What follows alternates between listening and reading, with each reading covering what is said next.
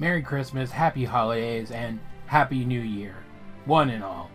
This year I thought I'd do something a little special for you guys.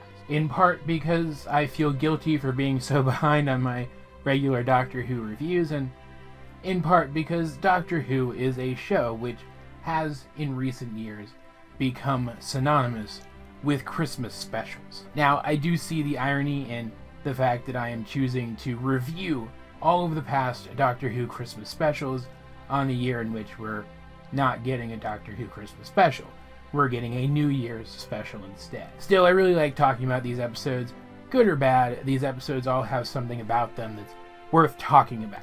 They have been a staple of Doctor Who since the revival of the series in 2005, and my hope is that by talking about these here on the channel, maybe I can sell Doctor Who to some of you guys who haven't been convinced to watch the show through my other Doctor Who content. That said, this isn't just going to be a review of all of the Christmas specials, this is also going to be something of a contest. Once I've finished reviewing all of the Christmas specials, separating them based on which Doctor was featured in them, I'm going to rank all three of these Christmas eras against each other from best to worst, and crown one Doctor the king of Christmas specials, based entirely on which Doctor's Christmas specials are the most Christmassy. But for me to even consider a Christmas special, it has to follow a couple of rules. While Doctor Who is a show which has serialized elements running through even its more standalone episodes, it does have episodes which are more standalone than others. And I do feel that a Christmas special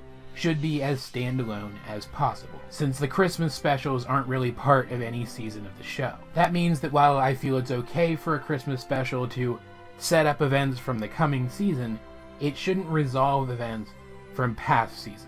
It shouldn't even connect back to past episodes any more than any other standalone episode of the show might. And a Christmas special should be about Christmas.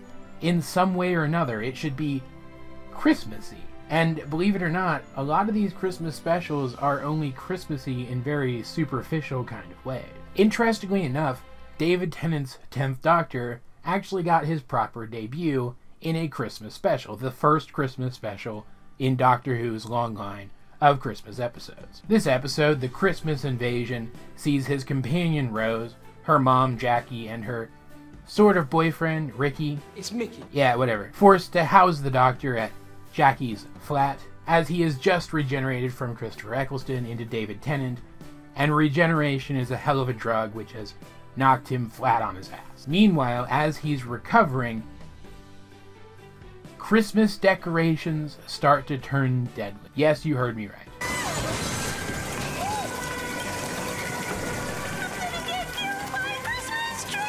And apparently these killer Christmas decorations have been set upon the human population in order to precede an alien invasion by the Sigurags, a warrior race. Once the Sigurags get here, they have a completely different plan for how their invasion's going to go down, and the Christmas elements of the episode pretty much disappear. I mean, yeah, sure, the episode takes place, I don't think it was on Christmas, but around Christmas, which makes sense because it was aired on Christmas. But it really does feel like the Christmassy elements of this episode were smashed into another episode about a pretty standard alien invasion.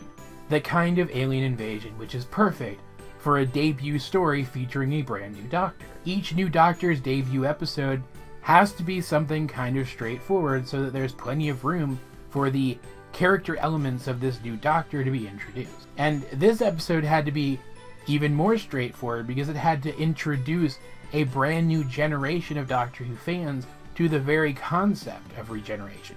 Keep in mind, this was the first regeneration of the modern era. New Who fans had no idea what this was. So I actually have a theory that they wrote a very straightforward alien invasion episode which was designed to tie into some future plot elements, but mostly introduce us to the personality of this new Doctor, and they realized they needed some stuff to fill time, so they shoved the Christmas stuff in there since it was going to air on Christmas Day. And that effectively this new tradition of Christmas Doctor Who episodes was started entirely by accident. But regardless of how shallow the Christmassy elements of this episode were, it's still a pretty solid episode.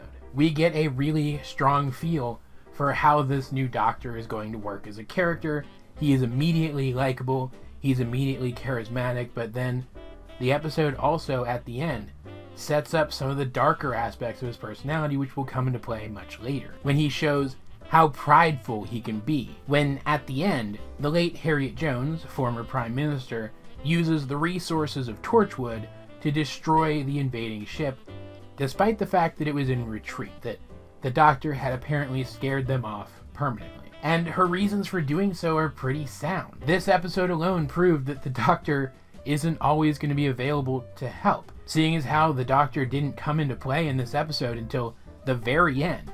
After a whole lot of people had already died, it proved that the Doctor is not always going to be available to protect everyone on Earth, whether he favors the Earth or not. And so she felt that humanity has to prove that they're able to defend themselves. But the Doctor shows how prideful he can be when he responds to this by declaring Harriet Jones wrong, definitively, as if he has the right to do that, and then uses his weird Time Lord hypnotic suggestion powers to wreck her political career. That's some deep stuff, and it's really fun to watch. The problem, though, is that this episode isn't really a Christmas episode.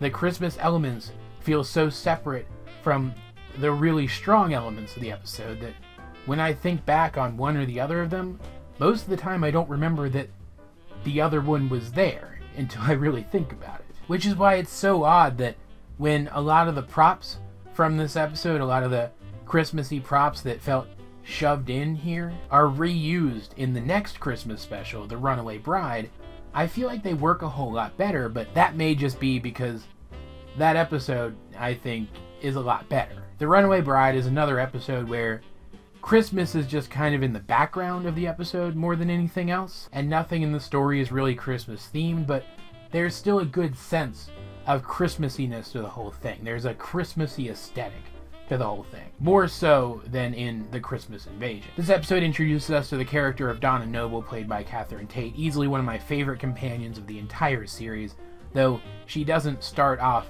as a companion here. She doesn't become the Doctor's companion for another season. It's shortly after Rose Tyler leaves the show that Donna Noble is somehow pulled into the TARDIS.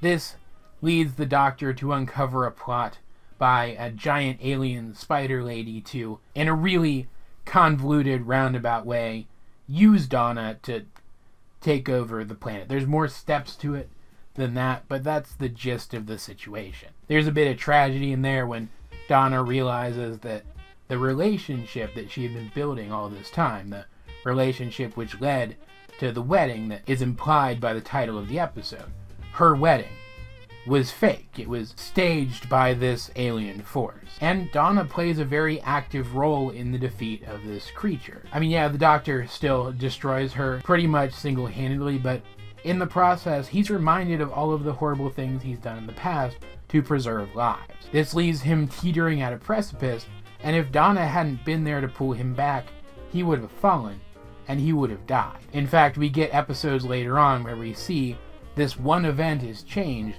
Donna isn't there, and the Doctor does die in an alternate timeline. So not only is the atmosphere of this episode a whole lot better than Christmas Invasion, the story is, I feel, a lot deeper, and not only does it introduce Donna, who's a really, really fun character right out the gate, there are also some pretty great episodes later on which tie back to this episode in really unexpected ways. And the Christmassy elements of this episode do carry through the entire episode this time, up to and including the climax, which is a nice improvement, I think. And they managed to persist fairly well throughout the entirety of the next Christmas special as well, Voyage of the Damned, which sees a whole bunch of very human-looking aliens, with some exceptions, taking a cruise upon a space cruise ship. I mean, it even looks like a seafaring cruise ship, just in space, and it is coincidentally modeled after the Titanic, because of course it is. And these mostly human-like aliens are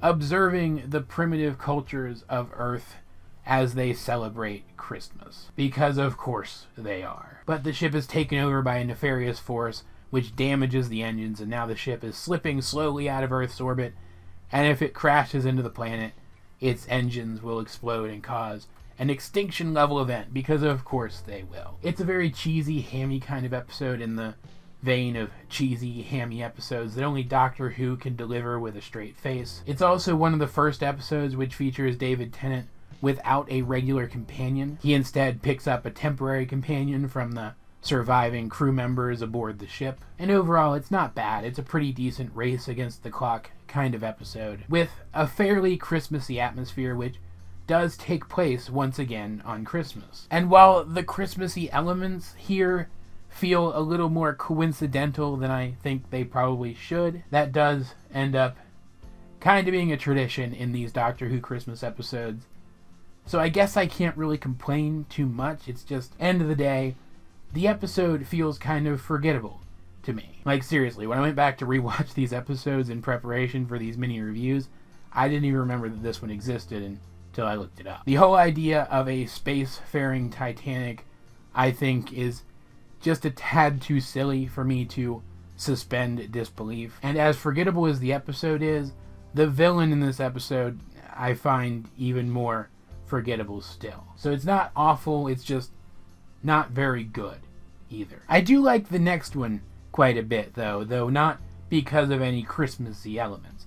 This is the first of these Christmas specials that really does feel like it could have been an episode set at any other time of the year, and that they just stuck it here because it was the most convenient place for them to stick it. The episode is titled The Next Doctor, and it features the 10th Doctor bumping into a guy who he at first thinks might be one of his future regenerations. And while it's not really a good idea typically for different regenerations of the Doctor to bump into each other, he does stick around with the guy for a while, at the very least just to work out what seems off about him. Because while he thinks he's the Doctor and he acts like the Doctor, he's not very doctory. It's almost as if he doesn't actually know how to be the Doctor. Meanwhile, it's London in the 1800s, and the Cybermen are invading, and it's fantastic. It's a 50s movie alien invasion style invasion. It's super hammy, super cheesy, just like the Cybermen themselves are super hammy and super cheesy, and I love every second of it. It turns out that this man, who, spoiler alert, is not a future regeneration of the Doctor, thinks that he is the Doctor because of exposure to the Cybermen. Through the Cybermen, he was exposed to a data cylinder containing information on all of the Doctor's lives, and now he thinks he's the Doctor because all of that information is bouncing around in his head. But the episode does end with this guy helping the Doctor to stop this invasion by the Cybermen, and proving that regardless of what else he is still a hero. And I really like this character. I really like his interactions with the Doctor, and I really like the idea of the Doctor's temporary companion in this episode being a character who thinks he's the Doctor. That's something that had never been done before, and I find it to be a lot of fun. But once again, the Christmassy elements of this story are pretty superficial. They mention Christmas a few times, there's a bit of a Christmas aesthetic, but the Christmas stuff could have been lifted out of this episode entirely, and nothing really would have changed. Which is how the last of David Tennant's Christmas specials feels as well. But whereas I can forgive that in The Next Doctor because I think it's a genuinely good episode, I can't forgive it in The End of Time because I think The End of Time might just be the worst pair of episodes in the modern iteration of this show. Like, there are certainly worse episodes of Doctor Who, and there is at least one episode of the modern iteration of the show that's worse than this, Love and Monsters. But these two episodes are just bad. And they're not Christmas special. They aired during an era of the show where David Tennant wasn't doing regular seasons anymore. He was just getting a few episodes here and there where he was shown to be traveling around alone. He'd pick up a temporary companion or two for the duration of the episode and then move on. And this pair of episodes was treated just like any other of those episodes. It just so happened once again to take place around Christmas time because that's when the episode aired. And seeing as how these two episodes were David Tennant's last two regular episodes on the show, and Russell T Davies' last two episodes as showrunner of the show, these episodes primarily served to try to wrap up a whole lot of the loose ends that had been set up during the rest of David Tennant's run as the Doctor, and I think they legitimately failed to do so. And I could rant about the end of time for a long time, but there are other videos out there that do a better job of it than I could possibly do here, so I'm just gonna drop it there. I will say that I dislike these episodes enough, and I think that they fail so much at being Christmas specials that I'm not going to count them along with the others. Otherwise, Tennant's era of Christmas specials would lose outright. But one way or another, that does bring us to the end of the 10th Doctor's Christmas specials. Overall, they round out to be a pretty solid grouping of episodes, which vary in how Christmassy they are. But as they did give us the tradition of Doctor Who Christmas episodes to begin with, they do hold a special place in my heart. All of that said though, guys, what do you think of any of the episodes that I talked about here today? Let's try to keep discussion within the comment section down below on topic and only talk about the Christmas specials from the David Tennant era. There will be plenty of time to talk about Christmas specials from the other modern eras of the show in my next 2 videos. But I do want to get a discussion going in the comment section down below or over on my Discord, link in the description. But either way, this has been AJ22 and I will talk to you guys later.